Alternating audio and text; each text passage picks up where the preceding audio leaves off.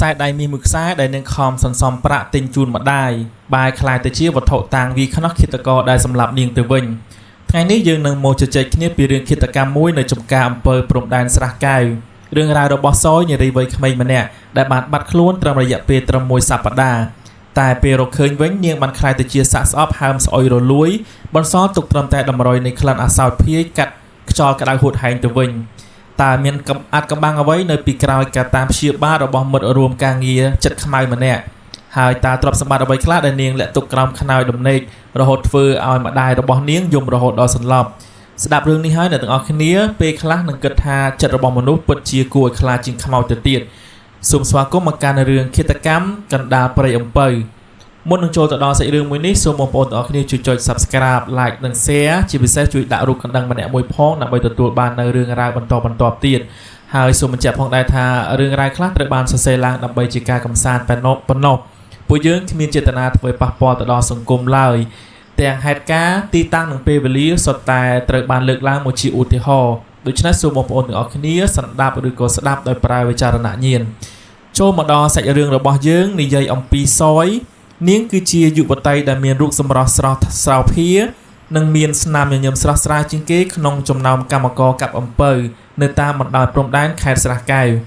ប៉ុន្តែនៅក្រៅស្នាមញញឹមដ៏ស្រស់បំព្រងនិងភាពស្លូតបូតដែលគ្រប់គ្នាស្រឡាញ់រាប់អាននោះ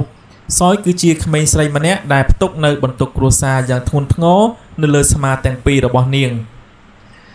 នៅឯស្រុកកំណើតសយមានម្ដាយចំណាស់ម្នាក់ប៉ុន្តែរស់នៅទាំងលំបាកវេទនានិងមានជំងឺប្រចាំកាយដោយសារតែភាពក្រីក្រគ្មានដីធ្លីធ្វើស្រែចម្ការ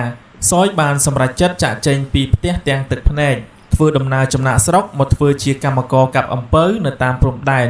ដែលជាការងារធ្ងន់ធ្ងរនិងហត់នឿយបំផុតសម្រាប់យុវតីវ័យក្មេងម្នាក់នេះជារៀងរាល់ថ្ងៃសយត្រូវក្រោកពីម៉ោង 5 ទៀបភ្លឺដើម្បីរៀបចំម្ហូបអាហារលុះដល់ថ្ងៃត្រង់កម្ដៅថ្ងៃឆេះក្តៅហួតហែងសឹងតែខ្លោចសាច់ប៉ុន្តែសយមិនដែលរអ៊ូឡើយដៃទាំងពីររបស់នាងដែលធ្លាប់តែទន់ភ្លន់ឥឡូវនេះឡើងក្រិននឹងមុតដោយសារតែស្លឹកអំពៅរហូតដល់មានស្លាកស្នាមសយរស់នៅទាំងសន្សំចំចាយបំផុតខណៈដែលកម្មករដទៃទៀតបើកលុយបានតែងតែទិញម្ហូបអាហារឆ្ងាញ់ឬក៏សម្លៀកបំពាក់ថ្មីប៉ុន្តែសយវិញហូបតែបាយជាមួយនឹងត្រីប្រឡាក់ហើមឬពេលខ្លះនាងជៀនតែពងទាមួយគ្រាប់ប្រាក់កម្រៃពលកម្មស្ទើរតែទាំងអស់នាងផ្ញើតែឲ្យម្ដាយមិនដាល់ខានក្តីស្រមៃដ៏ធំបំផុតរបស់នាងគឺចង់សន្សំលុយឲ្យបានមួយដុំដើម្បីយកទៅជួសជុលដំបូលផ្ទះចាស់ឲ្យម្ដាយនិងទិញខ្សែកខ្សែដៃជូនគាត់ពាក់នៅថ្ងៃបុណ្យខាងមុខព្រោះតាំងពីដើមមកម្ដាយនាងមិនដែលស្គាល់ពាក្យថាគ្រឿងអលង្ការឡើយភាពស្លូតបូតនិងការខិតខំប្រឹងប្រែងធ្វើការមិនចេះនឿយហត់របស់នាងបានធ្វើឲ្យគ្រប់គ្នាស្រឡាញ់រាប់អាននាងគ្រប់គ្នានៅល្ងាចថ្ងៃសៅរ៍មួយផ្ទៃមេឃហាក់អាប់អួរខុសពីធម្មតាបន្ទាប់ពីដល់ម៉ោងសម្រាប់ពីការងារសយបានដើរចេញពីចំការសម្ដៅទៅផ្ទះស្នាក់របស់កម្មករនាងដើរតាមផ្លូវដែលនាងធ្លាប់ដើររាល់ដងប៉ុន្តែយប់នោះនាងមិនបានទៅដល់ផ្ទះស្នាក់ឡើយការបាត់ខ្លួនរបស់នាងបានបង្កជាភាពចលាចលពេញចំការអំពៅម្ចាស់ចំការនិងកម្មករបាននាំគ្នាបំភ្លឺភ្លើងដើម្បីរកតាំងពីយប់រហូតដល់មេឃភ្លឺតែពួកគេប្រទះឃើញតែដានជើងដែលដាច់សូនឈឹងត្រឹមមាត់ច្រកចូលចំការអំពៅដល់ក្រាស់ខ្មឹកតែប៉ុណ្ណោះមួយសប្តាហ៍បានកន្លងផុតទៅក្តីសង្ឃឹមថានឹងបានឃើញនាងនៅរស់រានក៏ចាប់ផ្ដើមរលត់ទៅបន្តិចម្ដងហើយជំនួសមកវិញនៅភាពភ័យខ្លាចជាមួយនឹងពាក្យចចាមអារាមផ្សេងរហូតដល់ថ្ងៃទី6នាពេលរសៀលដែលកម្ដៅថ្ងៃកំពុងតែក្តៅឆេះហួតហែងខ្យល់រំភើយបក់ផាត់ពីទិសខាងលិចនាំមកនៅក្លិនម្យ៉ាងដែលធ្វើឲ្យអ្នកនៅក្បែរនោះចង់ក្អួតវាមិនមែនជាក្លិនសត្វងាប់ដែលធ្លាប់ធំក្លិនឡើយវាជាក្លិនស្អុយអាសោចខ្លាំងដែលភាយចេញពីជំរៅកណ្ដាលចំការអំពៅដែលមិនទាន់មានគេកាប់ទៅដល់ប៉ូលីសនិងកម្មករប្រុសរាប់សិបនាក់បានសម្រេចចិត្តកាប់ឆ្ការផ្លូវដើរតាមតម្រុយនៃក្លិននោះទាំងក្តីបារម្ភក្លិននេះមិនស្រួលទេបើមិនមែនជាមនុស្សក៏មិនមែនជាសត្វតូចតាចដែរសំឡេងកម្មករម្នាក់បន្លឺឡើងទាំងយកក្រមាខ្ទប់ជ្រមុះនៅពេលដែលពួកគេដើរចូលទៅដល់ចំណុចកណ្ដាលដែលដើមអំពៅដុះជិតគ្នាដោយរបងដែកគ្រប់គ្នាក៏ត្រូវតក់ស្លុតនឹងទស្សនភាពនៅចំពោះមុខសាកសពរបស់សយត្រូវបានគេប្រទះឃើញដេកផ្ងានៅក្នុងថ្លុកឈាមដែលស្ងួតក្រៀមខ្លួនប្រាណរបស់នាងហើមស្អុយរលួយរហូតមើលសឹងតែមិនស្គាល់ទម្រង់មុខ សម្លៀកបំពាក់កម្មករដែលនាងធ្លាប់ស្លៀកត្រូវបានរហែកដាច់ជាបំណែកបង្ហាញពីការរើបំរាស់យ៉ាងខ្លាំងក្លាមុនពេលស្លាប់តាមស្លាកស្នាមនៅលើដីគេអាចដឹងថាសាកសពរបស់នាងត្រូវបានឃាតករអូសយកទៅបោះចោលយ៉ាងព្រៃផ្សៃក្នុងបំណងលាក់បាំងភស្តុតាងអ្វីដែលកាន់តែខ្លោចចិត្តនិងហួសចិត្តបំផុតនោះគឺនៅលើខ្លួនប្រាដ៏ស្លេកស្លាំងនោះគ្មានសល់ទ្រព្យសម្បត្តិអ្វីបន្តិចឡើយខ្សែដៃដែលនាងធ្លាប់បានសន្សំប្រាក់ទិញសម្រាប់ផ្ញើទៅម្ដាយ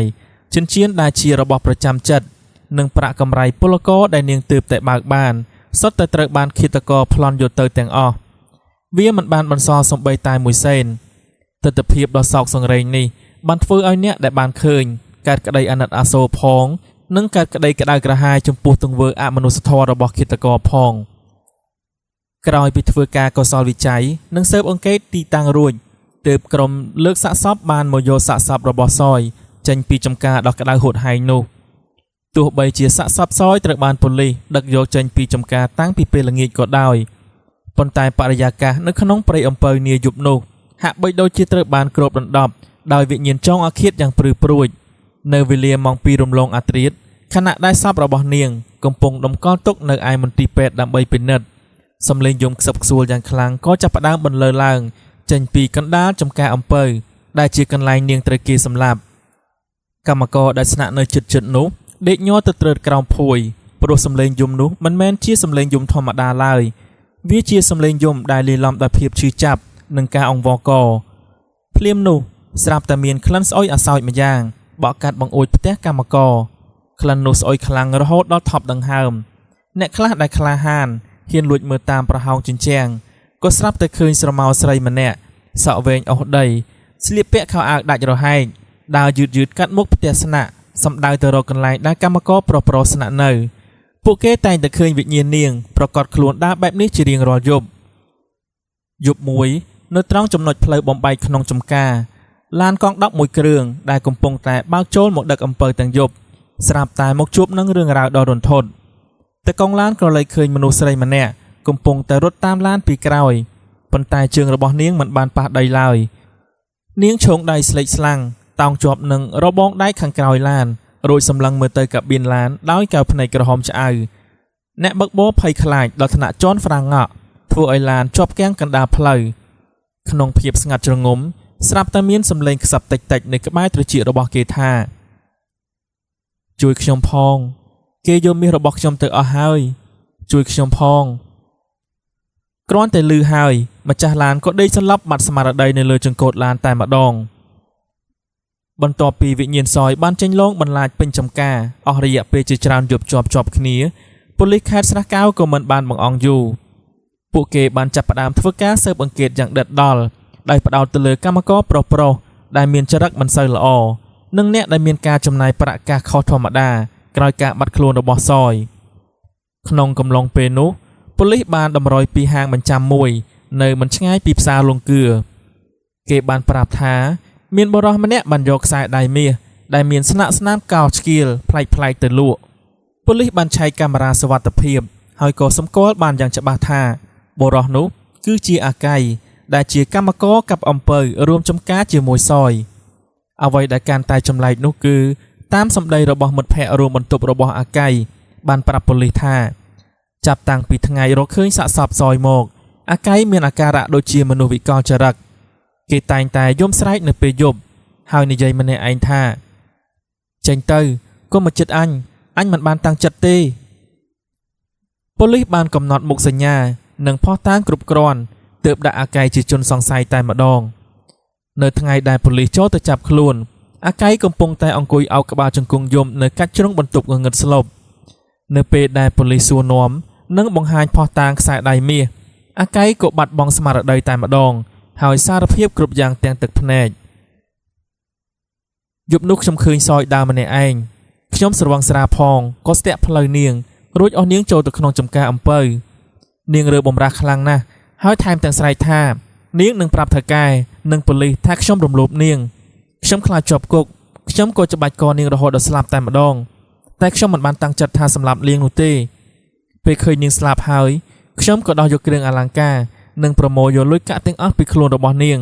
បន្ទាប់មក ទើបអស់សាកសពរបស់នាងទម្លាក់នៅកណ្ដាលចំការជ្រៅបំផុតឃាតករចិត្តខ្មៅរូបនោះបាននិយាយបន្ថែមទាំងញាប់ញ័រថាចាប់តាំងពីថ្ងៃសម្លាប់សយមកគេមិនដែលបានដេកលក់ឡើយព្រោះសយតែងតែមកឈរនៅចុងជើងរួចដាក់បណ្ដាសាគេជារៀងរាល់យប់ការចាប់ខ្លួននេះមិនត្រឹមតែផ្ដល់យុត្តិធម៌ដល់សយតាមផ្លូវច្បាប់នោះទេប៉ុន្តែគឺជាការរំដោះនាងឲ្យចេញពីកំហឹងចងអាឃាតដែលវិលវល់នៅក្នុងចំការនោះដែរបន្ទាប់ពីសារភាពទាំងផិតភ័យនៅក្នុងបន្ទប់ឃុំឃាំងអាកែងត្រូវបានបញ្ជូនទៅកាន់តុលាការខេត្តស្រះកែវដើម្បីទទួលទោសតាមផ្លូវច្បាប់បរិយាកាសនៅក្នុងបន្ទប់សវនាការនាថ្ងៃនោះមានភាពតានតឹងយ៉ាងខ្លាំងគ្រួសាររបស់សយរួមទាំងកម្មករចំការរាប់សិបនាក់បានមកជួបជុំគ្នាដើម្បីរងចាំមើលមុខឃាតករដែលបានសម្លាប់មនុស្សស្រីដ៏ស្លូតបូតម្នាក់យ៉ាងព្រៃផ្សៃនៅពេលអាកែងត្រូវបានប៉ូលីសបណ្ដាលចូលទៅក្នុងមន្ទីរឃុំឃាំងគេមានសភាពស្លេកស្លាំងសក់កាត់ខ្លីហើយភ្នែកទាំងគូរបស់គេហាក់ដូចជាមិនហ៊ានសម្លឹងមើលទៅមុខត្រង់ឡើយគេតែងតែងាកឆ្វេងងាកស្ដាំដោយភាពភ័យខ្លាចហាក់ដូចជាកំពុងឃើញអ្វីមួយយ៉ាងដែលអ្នកដទៃមើលមិនឃើញអ្នកដែលនៅអង្គុយជិតនោះបានខ្សឹបប្រាប់គ្នាថាអាកែងសង្ស័យតែត្រូវសយកំពុងតែលងហើយបានជាវាអង្គុយមិនស្ងៀមសោះអញ្ចឹងចៅក្រមបានចាប់ផ្ដើមអានពាក្យបណ្ដឹងនិងសេចក្តីសារភាពយ៉ាងលម្អិតជនជាប់ចោទឈ្មោះកៃបានប្រើប្រាស់កម្លាំងបាយបង្ខំរំលោភខ្សែសន្តិវៈទៅលើជនរងគ្រោះឈ្មោះសយរួចហើយបានធ្វើសកម្មភាពឃាតកម្មដោយចេតនាដើម្បីបំបិទមាត់ក្រោយមកបានធ្វើសកម្មភាពលួចមានស្ថានទម្ងន់ទោសដោយដោះយកទ្រព្យសម្បត្តិមានតម្លៃពីសាកសពរួចអស់សាកសពទៅលាក់បំបាំងភស្តុតាងនៅកណ្ដាលចំការអំពៅក្នុងអំឡុងពេលសវនាការម្ដាយរបស់សយបានយំសោកមកខ្លួនរហូតដល់សន្លប់បាត់ស្មារតីនៅពេលបានឮពីទរណកម្មដែលកូនស្រីខ្លួនបានទទួលចំណែកអាកៃស្រាប់តែស្រែកឡើងខ្លាំងៗកណ្ដាលតុលាការទាំងញ័រខ្លួនទៅត្រើតថាខ្ញុំសារភាពហើយខ្ញុំព្រមទទួលកំហុសគ្រប់យ៉ាងសូមប្រាប់នាងឲ្យឈប់សម្លឹងមកខ្ញុំទៅភ្នែកនាងក្រហមណាស់នាងកំពុងតែឈរនៅពីក្រោយចៅក្រមពាក្យសម្ដីទាំងនេះបានធ្វើឲ្យមនុស្សគ្រប់គ្នានៅក្នុងបន្ទប់សវនាការព្រឺសម្បុរខ្ញាក់ព្រោះទោះបីជាមើលមិនឃើញតែពួកគេមានអារម្មណ៍ថាមានខ្យល់ត្រជាក់ស្រាប់កំពុងតែវិលវល់ពេញបន្ទប់នោះជាចុងក្រោយដោយផ្អែកលើភស្តុតាងវិទ្យាសាស្ត្រវត្ថុតាងដែលដកហូតបានមានខ្សែដៃមាសនិងចិញ្ចៀនដែលឃាតករមិនទាន់បានលក់រួចទាំងការសារភាពយ៉ាងច្បាស់លាស់ចៅក្រមបានប្រកាសសាលក្រមផ្ដន្ទាទោសអាកែងដាក់ពន្ធនាគារអស់មួយជីវិតនៅពេលដែលប៉ូលីសបណ្ដាអាកែងចេញទៅកាន់ឡានដឹកអ្នកទោសស្រាប់តែមានខ្យល់កន្ត្រាក់មួយបានបក់បោកយ៉ាងខ្លាំងធ្វើឲ្យស្លឹកឈើហោះរសាត់ពេញដីគ្រប់គ្នាដឹងច្បាស់ថានោះគឺជាការលាយគ្នាជាលើកចុងក្រោយរបស់សយបន្ទាប់ពីនាងទទួលបានយុត្តិធម៌ដែលនាងរងចាំអស់ជាច្រើនខែក្រោយពេលដែលរឿងក្តីត្រូវបានបញ្ចប់ឃាតករត្រូវបានបញ្ជូនទៅទទួលទោសនៅពន្ធនាគារភាពស្ងប់ស្ងាត់ក៏ចាប់ផ្ដើមត្រឡប់មកកាន់ចំការអំពើខេត្តស្រះកែវវិញប៉ុន្តែសម្រាប់ស្ត្រីចំណាស់ម្នាក់ដែលមាននាមជាម្ដាយរបស់សយភាពស្ងប់ស្ងាត់នេះគឺជាភាពឯកោបំផុតគាត់បានធ្វើដំណើរពីស្រុកកំណើតមកកាន់បន្ទប់ជួលតូចចង្អៀតរបស់សយដើម្បីរៀបចំប្រមូលទុកដាក់របស់របរប្រើប្រាស់ចុងក្រោយរបស់កូនស្រីនៅក្នុងបន្ទប់ដែលធ្លាប់តែមានសម្លេងសើចក្អាកក្អាយឥឡូវនេះនៅសល់តែភាពទទេស្អាតនិងក្លិនក្រអូបស្រាលៗនៃម្សៅដែលសយចូលចិត្តលាបខណៈពេលដែលគាត់កំពុងតែរៀបចំសម្លៀកបំពាក់ដាក់ក្នុងវ៉ាលីភ្នែករបស់គាត់ក៏ប្រទះឃើញប្រអប់ដែកតូចមួយដែលលាក់យ៉ាងជិតនៅខាងក្រោមក្បាលដំណេករបស់នាងនៅពេលបើកប្រអប់នោះចេញទឹកភ្នែកអ្នកម្ដាយក៏ហូរស្រក់ចុះមកសស្រាក់គាត់ប្រទះឃើញសៀវភៅធនាគារមួយដែលមានលេខចំនួនទឹកប្រាក់ដែលបានសន្សំទុកមួយចំនួននៅក្នុងនោះមានកូនសៀវភៅតូចមួយដែលសយបានសរសេរកំណត់ហេតុជាប្រចាំថ្ងៃនាងបានកត់ទុកនៅទំព័រមួយថាលុយនេះសន្សំសម្រាប់ទុកឲ្យម៉ែធ្វើផ្ទះថ្មីនិងទិញថ្នាំលេបពេលម៉ែឈឺ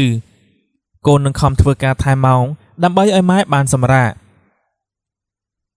មិនថែមទាំងប៉ុណ្ណោះគាត់បានឃើញកូនសម្បត្តិតូចមួយដែលនាងមិនទាន់បានផ្ញើនៅក្នុងសម្បត្តិនោះនាងបានរៀបរាប់ពីការនឹករលឹកនិងប្រាប់ម៉ែថានាងបានទិញខ្សែដៃមាសមួយខ្សែទុកជូនម៉ែនៅថ្ងៃបុណ្យខាងមុខដែលជាខ្សែដៃដែលឃាតករបានប្លន់យកទៅប៉ុន្តែត្រូវបានប៉ូលីសរកឃើញនិងប្រគល់មកឲ្យនៅក្នុងសវនាការក្រៅពីនោះនៅមានរូបថតចាស់មួយសន្លឹកដែលជារូបថតដែលសយថតជាមួយម្ដាយកាលពីនៅក្មេង ដែលនាងតែងតែដាក់ជាប់ខ្លួនជានិច្ចទ្រព្យសម្បត្តិដែលសយបានបន្សល់ទុកវាមិនមែនត្រឹមតែជាលុយកាក់ឬគ្រឿងអលង្ការដែលប៉ូលីសរកឃើញមកឲ្យវិញនោះទេប៉ុន្តែវាគឺជាសេចក្តីកតញ្ញូដ៏ជ្រាលជ្រៅដែលនាងមានចំពោះម្ដាយទោះបីជានាងត្រូវរស់នៅក្នុងស្ថានភាពលំបាកជាកម្មករចម្ការអំពៅដែលត្រូវក្រោកធ្វើការតាំងពីទាបភ្លឺជួបប្រទះនឹងគ្រោះថ្នាក់រហូតដល់បាត់បង់ជីវិតក៏បំណងប្រាថ្នាចុងក្រោយរបស់នាងគឺចង់ឲ្យម្ដាយមានសេចក្តីសុខនៅល្ងាចនោះម្ដាយសយបានយកខ្សែដៃមាសមកពាក់រួចក៏ដើរទៅកាន់មាត់ច្រកចូលចម្ការអំពៅគាត់បានបាចទឹកមុននិងនិយាយទៅកាន់ខ្យល់អាកាសថាសយកូនម្ដាយម៉ែបានទទួលរបស់ដែលកូនទុកឲ្យហើយកូនបំពេញភារកិច្ចជាកូនល្អរួចរាល់ហើយសូមទៅឲ្យបានសុខចុះណាកូនកុំបារម្ភពីម៉ែអីជាតិក្រោយសូមឲ្យកូនមានអាយុវែងនិងជួបតែរឿងល្អៗកុំឲ្យជួបអកុសលដូចជាតិនេះទៀតបន្ទាប់ពីគាត់អធិដ្ឋានរួចស្រាប់តែមានមេអំបៅពណ៌សមួយក្បាលបានហោះមកក្រឡឹងជុំវិញខ្លួនគាត់3ជុំរួចហោះឡើងទៅលើមេឃបាត់ចាប់តាំងពីថ្ងៃនោះមកគេលែងឮសំឡេងយំឬឃើញព្រលឹងសយចេញលងបន្លាចទៀតហើយត្រឡប់ទៅកាន់អតីតកាលរបស់កាយ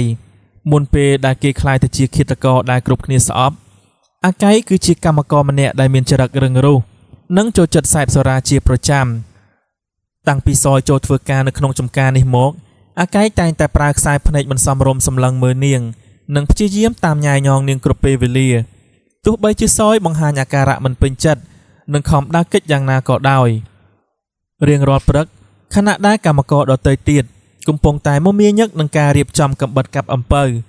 អាកៃតែងតែទៅឈរពាំងផ្លូវសយរួចនិយាយពាក្យសម្ដីផ្អែមល្ហែមលាយឡំបង្កប់ដោយភាពប្រហើនសយស្រីស្អាតដូចជានាងមិនគួរមកហាថ្ងៃហាខ្យល់កាប់អំពៅដាច់ដៃដាច់ជើងបែបហ្នឹងទេបើនាងព្រមស្រឡាញ់បងនឹងឲ្យនាងសម្រាកមិនឲ្យហត់នឿយបែបនេះឡើយអាកៃនិយាយទាំងសម្លឹងមើលរាងកាយរបស់នាងដូចជាមនុស្សញៀនកាមឮសម្ដីគេសយបានត្រឹមតែអោនមុខចុះរួចដើរចេញទាំងភាពភ័យខ្លាចដោយពោលតិចតិចថា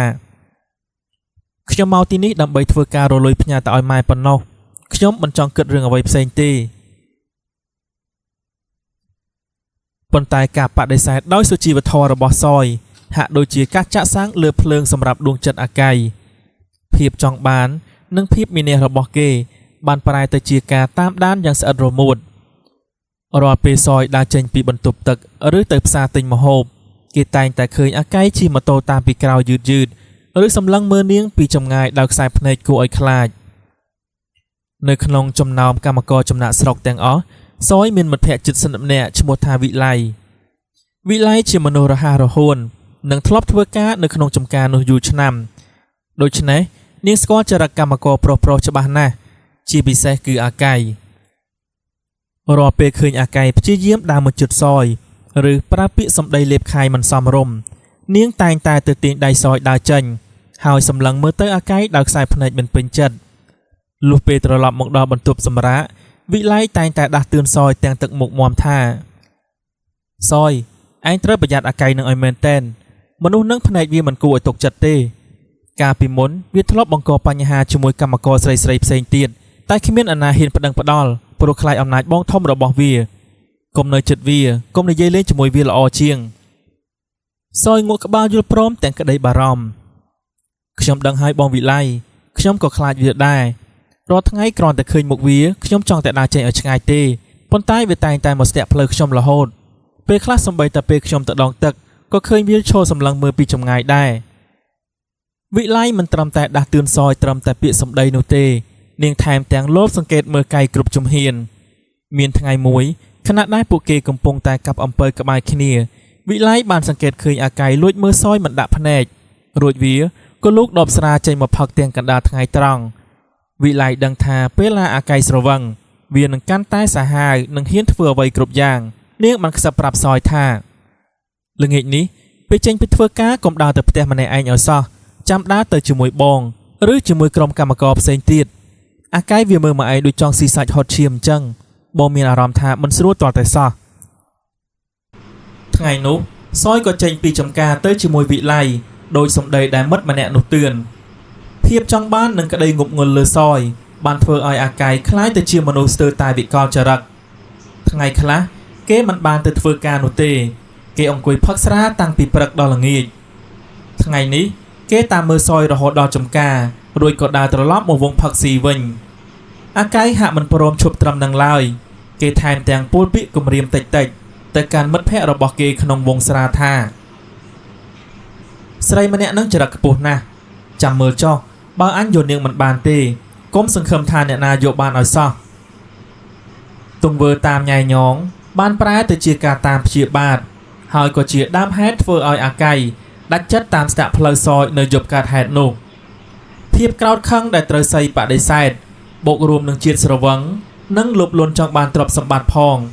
បានធ្វើឲ្យគេប្រែក្លាយពីមនុស្សទៅជាបិសាចតណ្ហាដែលហ៊ានសម្លាប់សំបីតែមនុស្សស្រីដែលខ្លួនធ្លាប់ពោលពាក្យថាស្រឡាញ់ទីបំផុតទៅរឿងរ៉ាវដ៏រន្ធត់និងខ្លោចចិត្តនេះបានបង្រៀននិងដាស់តឿនចិត្តយើងគ្រប់គ្នាឲ្យចេះគ្រប់គ្រងអារម្មណ៍និងចេះវែកញែកឲ្យដាច់រវាងភាពចង់បាននិងតណ្ហាដឹកមុខកុំព្រោះតែក្តីស្រឡាញ់និងការចង់បានហួសហេតុធ្វើឲ្យយើងក្លាយទៅជាបិសាចនិងជាឃាតករដ៏ឃោរឃៅក្នុងខ្សែភ្នែកមហាជនកំហឹងនិងតណ្ហាមួយឆាវអាចធ្វើឲ្យជីវិតទាំងមូលត្រូវធ្លាក់នរោទាំងរស់ដេកគុកអស់មួយជីវិតបន្សល់ទុកត្រឹមឈ្មោះជាជនល្មើសដែលសង្គមស្អប់ខ្ពើមសូមអរគុណដល់បងប្អូនទាំងអស់គ្នាដែលបានតាមដានស្ដាប់តាំងពីដើមរហូតដល់ចប់បើសិនជាមានកំហុសឆ្គងដោយអចេតនាសូមមេត្តាខន្តីអភ័យទោសដល់ខ្ញុំបាទផងរាត្រីនេះសូមអរគុណនិងសូមជម្រាបលាជួបគ្នានៅវីដេអូក្រោយ